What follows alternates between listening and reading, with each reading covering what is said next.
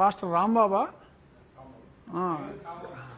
కామవరపుకోటలో కళ్ళ చెరువు గ్రామంలో ఎక్కడో ఇళ్ల మధ్యలో ఈ రాంబాబు చర్చ చేస్తాయంటే ఇలాగే అనుమతి ఉండి ఉండదు. అలాగే ఇళ్ల మధ్యన చర్చ చేస్తే ప్రాబ్లం ఏంటంటే ఇలాగ పక్కిళ్ళకి వెళ్ళిపోవటం, చనువు పెంచుకోవటం. సరే ఆ పాప పేర్లు అలాంటివి బయటికి రాకూడదు, ఎందుకంటే పోక్సో చట్టంలో ఇలాంటివేమి వాళ్ళ పేర్లు అవి రాకూడదు, అది మంచిది కాదు. పాపం 14 ఏళ్ల అమ్మాయి, ఇతను మాయమాటలు చెప్పి మరి దానికి కూడా మధ్యలో వారి దేవుణ్ణి వాడి మరి ఆ బాలికని గర్భవతిని చేసి మళ్ళీ దానికి ట్యాబ్లెట్లు ఎక్స్ట్రా డోసులు వాడి ఆ అమ్మాయి పాపం చావు బతుకుల్లో ఉంది. భగవంతుని దయ వల్ల బతకాలి. ఎందుకు జరుగుతుంది ఇది? కేవలం ఇలా ఇళ్ల మధ్యన అనధికారికంగా మీరు ఎలవ చేసినందువల్ల. 2020లో అదే ఏలూరు తాలూకాలో ఇంకొక కేసు వచ్చింది. ఇలాగే ఒక చర్చి ఫాదరు మరి చిన్నపిల్లలకి సమ్ చాక్లెట్లు మత్తు పదార్థాలు లాంటివి ఒక కుటుంబంలోని పిల్లలకి ఏదో డ్రగ్స్ లాగా ఇచ్చి వాళ్ళని కొంచెం వశపరుచుకునే విధంగా బిహేవ్ చేస్తున్నట్టుగా ఒక కేసు కూడా రిజిస్టర్ అయింది. సరే మళ్ళీ ఆ తర్వాత కేసు వివరాలు ఏమని అనేది బయటికి రానవలేదు, ఎందుకంటే వాళ్ళ లాబీ అలాంటిది. వాళ్ళు అయ్యో ట్రై చేసుకుంటారు. చాలామంది పోలీసు అధికారులు కూడా ఉన్నారు కదా, మన సునీల్ కుమార్ లాంటి వాళ్ళు దళిత క్రైస్తవుల హక్కుల కోసం, ఫాదర్ల హక్కుల కోసం, ఫాదరు నువ్వు నాకు ఇది ఇచ్చావు, నువ్వు నాకు అది ఇచ్చావు అని చెప్పి చెప్తూ ఉంటారు. కాబట్టి మరి వాళ్ళు ఈ రకంగా మరి కొన్ని చోట్ల ఇన్ఫ్లుయెన్స్ చేస్తున్నారేమో నాకు తెలీదు. ఏదైనప్పటికీ ఆ కేసు కూడా ఇంకా అపరిష్కృతంగానే ఉన్నట్టుంది. ఇలాంటివన్నిటికీ ఒకే ఒక్క సమాధానం, అనాథరైజ్డ్గా దేవాలయం కావచ్చు, చర్చ్ కావచ్చు, అనాథరైజ్డ్గా ఉండటానికి వీల్లేదు. 90% హిందూ దేవాలయాలు ఓకే ఎండోమెంట్స్ కంట్రోల్లో ఉన్నాయి. రోడ్ల పక్కన ఎక్కడ పడితే అక్కడ ఇష్టం వచ్చినట్టు కట్టిన వాటి మీద చర్యలు తీసుకోవాలి. నేను కూడా దానికి ఎటువంటి మద్దతు ఇవ్వట్లా. రోడ్డుకి అడ్డంగా ఉంటే మనం ఎప్పటి నుంచో ఉన్నా సరే కాళ్ళలో కూడా తీసేసాం. అది వేరే చోట సొంత స్థలంలో అనుమతులు తీసుకుని ఇప్పుడు కట్టుకుంటున్నారు, వాళ్ళు ₹1,00,00,000తో కట్టుకుంటున్నారు, సంతోషం. కానీ ఇలాగ రోడ్ల మీద కాలువగట్ల మీద కట్టింది చర్చ్ అయినా దేవాలయం అయినా సరే ఉండటానికి వీల్లేదు. ప్రజా జీవితానికి ఆటంకం కలిగించకూడదు, ప్రజల మూమెంట్కి ఆటంకం కలిగించకూడదు. రేపు కాలువ రిపేర్ చేయాలంటే అక్కడ రోడ్డు మూసేశారనుకోండి, ఒక చర్చ్ కట్టు, ఒక దేవాలయం కట్టు. డెఫినెట్గా మసీదులు అలాంటి చోట్ల ఎవడో కట్టలా, నేను ఎక్కడ చూడలా. అనాధికారికంగా ఎక్కడ పడితే అక్కడ మసీదు వాళ్ళు చాలా సిస్టమేటిక్గా ఉంటారు, వాళ్ళ సొంత స్థలాల్లో కట్టుకుంటున్నారు. ఎక్కడైనా చిన్న చిన్న ఎంకరేజ్మెంట్లు ఉన్నా చెప్తే తీసేస్తున్నారు, ఇబ్బంది లేదు. దేవాలయాలతోటి అక్కడక్కడ ప్రాబ్లం ఉంది, చర్చిలతోటి ఎక్కువగా ఉంది. ఎందుకంటే వారికి ఏదో కవచకుండలాలు ఉన్నాయనే ఉద్దేశంలో మరి కొంచెం ఓవర్ ప్లే చేసిన మాట వాస్తవం. అందరం కలిసి ఉండాలి, అందరికీ మత సామరస్యం ఉండాలి. హిందుత్వాన్ని క్రైస్తవులు గౌరవించాలి, క్రైస్తవాన్ని హిందువులు గౌరవించాలి. మీరు రూల్స్ ఫాలో అవ్వాలి, హిందువులే రూల్స్ ఫాలో అవ్వాలి, మాకు ఫాలో అవ్వక్కర్లేదని శ్రావణ్ కుమార్ చెప్పినట్టు కుదరదు. అందరూ రూల్స్ ఫాలో అవ్వాలి, అందరూ రూల్స్ ఫాలో అవుదాం. ఎవడు దేవాలయం కట్టినా 376ని ఫాలో అవుదాం, ఎవడు చర్చ్ కట్టినా 376ని ఫాలో అవుదాం. అవసరమైనప్పుడు మీరు కంప్లైంట్లు ఇవ్వండి. So coming back to Rambabu issue, ఖచ్చితంగా రాంబాబు మీద తీవ్రమైన చర్యలు తీసుకోవాలి. మరి ఇప్పుడు దాకా నేను చూసా, మరి ప్రతిదానికి నేను ఏదన్నా మాట్లాడితే సాయంత్రం మైకుచ్చుకుని వచ్చేస్తున్నారు, ఏదో ఆ ఛానల్స్లో వచ్చేస్తున్నారు. మరి ఇలా రాంబాబు మరి ఈ రకంగా ఒక బాలికని, ఒక మైనర్ బాలికని ఇలాగా చేస్తే నీల్ కుమార్లు ఎవరో ఖండించలా. అరే రాంబాబు తప్పురా రాంబాబు, నువ్వు ప్రభువుని పూజించేవాడు, ఇలాంటి యదో పనులు చేయకూడదు రాంబాబు అని ఒకడైనా చెప్పాడా? ఎందుకు చెప్పట్లా? గడ్డి పెట్టండి రాంబాబుకి. తప్ప ఎవరు చేసినా తప్పే, అది హిందువు కావచ్చు, ఇంకోటి కావచ్చు. బట్ ఇక్కడ ఈ తప్పుని ఒక రకంగా ప్రోత్సహించింది ఇండైరెక్ట్గా ప్రభుత్వం చేతకంతనం. ఎందుకంటే ప్రభుత్వం నియంత్రించట్లేదు. ఎందుకు నియంత్రించట్లేదు? నేను మొన్న నోటీసులు ఇచ్చినప్పటికీ కూడా కొన్ని చోట్ల చెప్తున్నారు, ఇమ్మని చెప్పినా కూడా కొన్ని చోట్ల ఇవ్వలేదంట. ఎవరో అధికారులు చెప్పారంట నోటీసులు ఇవ్వద్దని. ఎలా చెప్తారు? ఇవ్వద్దని చెప్తే ఇవి అవుతాయి, కడుపులో అవుతాయి.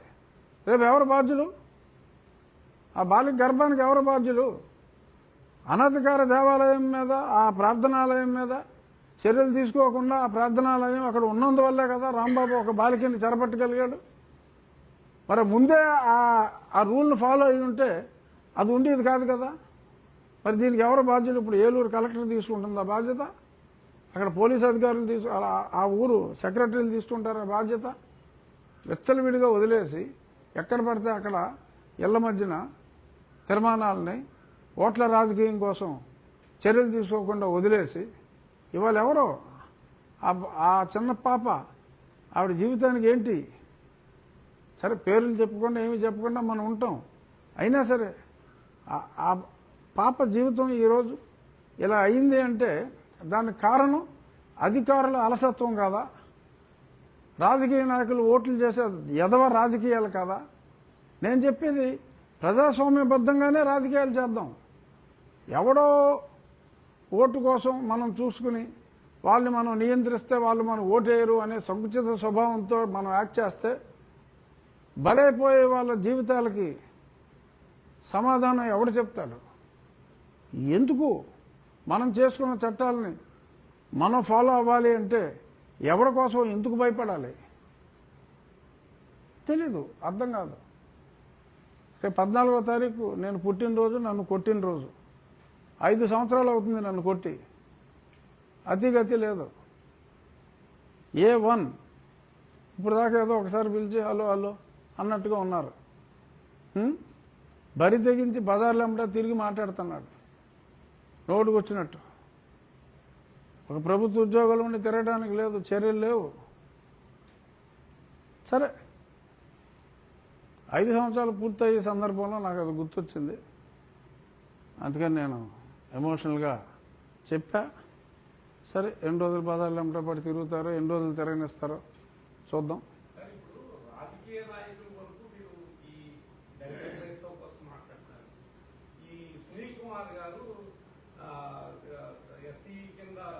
ఉద్యోగం చేస్తున్నారు. ఆయన మీద ప్రభుత్వం కానీ కేంద్ర ప్రభుత్వం కానీ ఎటువంటి చర్యలు తీసుకోవాలని కారణం లేదు సార్.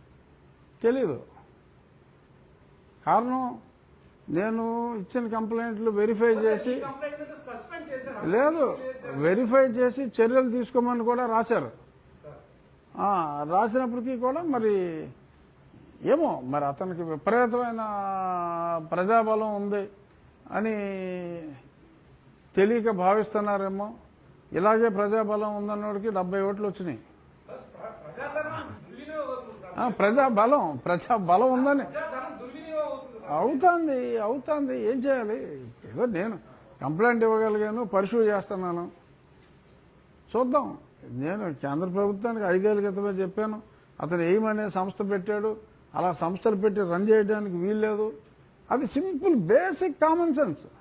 సంస్థలు పెట్టి ఒక ప్రభుత్వ అధికారి సంస్థలు పెట్టి చేయడానికి లేదు.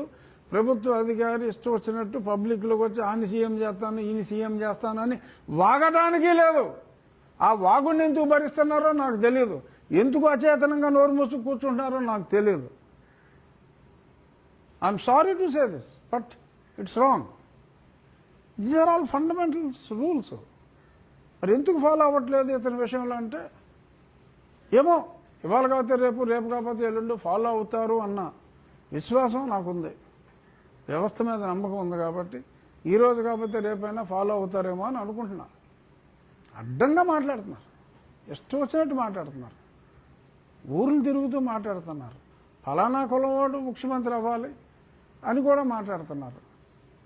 నాని మాట్లాడవచ్చు, ఇక్కడున్న విలేకరు ఎవడైనా మాట్లాడవచ్చు, కానీ ప్రభుత్వ ఉద్యోగంలో ఉన్నవాడు మాట్లాడకూడదు. అది రూలు. మరి అయినా మాట్లాడుతున్నారు, భరిస్తున్నారు. ఒక మామూలు చిన్న అధికారి అతిక్రమిస్తే వాడి మీద 5 నిమిషాల్లో చర్యలు తీసుకుంటారు. మరి ఎందుకు ఇలాగా వదిలేస్తున్నారో తెలీదు. సరే, మనం చేయగలిగేది ఏమీ లేదు. ఎఫ్ఐఆర్ వేశారు, కొద్దిమందిని అరెస్ట్ చేశారు, ఇంకొద్దిమందిని అరెస్ట్ చేసే ప్రయత్నాలు జరుగుతూ ఉన్నాయి. అది అలా సాగుతూ ఉంది. మరి కనీసం ఈ పుట్టినరోజు అయిపోయింది, వచ్చే పుట్టినరోజు నాటికైనా పుట్టినరోజు అయిపోతుంది, వచ్చే పుట్టినరోజుకైనా మరి ఏమన్నా చర్యలు తీసుకుంటారేమో చూడాలి. ఎందుకంటే స్పష్టంగా ఉన్నాయి అతని పాత్ర, 164 స్టేట్మెంట్స్ ఉన్నాయి. మరి అయినా సరే ఎందుకు ఆ ఉదాసీనత నాకైతే తెలియదు. బట్ ఈ ఉదాసీనత ఎక్కువ రోజులు ఉండదనే నేను భావిస్తున్నా. దేనికైనా సమయం రావాలని చెప్పి చూస్తున్నారేమో తెలియదు. కూటమిలో కొంతమంది ముఖ్య నాయకుడి సపోర్ట్ ఉందని ప్రచారం జరుగుతుంది. ఉండుండొచ్చు, ఏమో తెలియదు. అది నాకైతే తెలియదు. నీకులాగా అనుకుంటున్నారు జనం, నాకైతే తెలియదు. ఏదో 1-6 ఎమ్మెల్యేలు అతని అనుచరులను అంటేసి తిరుగుతున్నారు, అది బహిరంగ రహస్యం. అతను అరెస్ట్ కూడా చేశారు. పార్టీకి మాకు సంబంధం లేదని చెప్పారు. పార్టీ పాప అంతకంటే ఏం చేయగలుగుతుంది. బట్ ఇప్పటికీ మన బెదవాడలో కూర్చుని ఏదో హోటల్లో కూర్చుని దందాలన్నీ చేస్తున్నట్టుగా కంప్లైంట్లు వచ్చినాయని కూడా మళ్ళీ నేను కూడా ఏదో మీడియా సమావేశాల్లో మాట్లాడాను. సరే, చర్యలు ఉంటాయో ఉండవా అనేది నాకు తెలియదు. కానీ మరి బాధ అనిపిస్తుంది.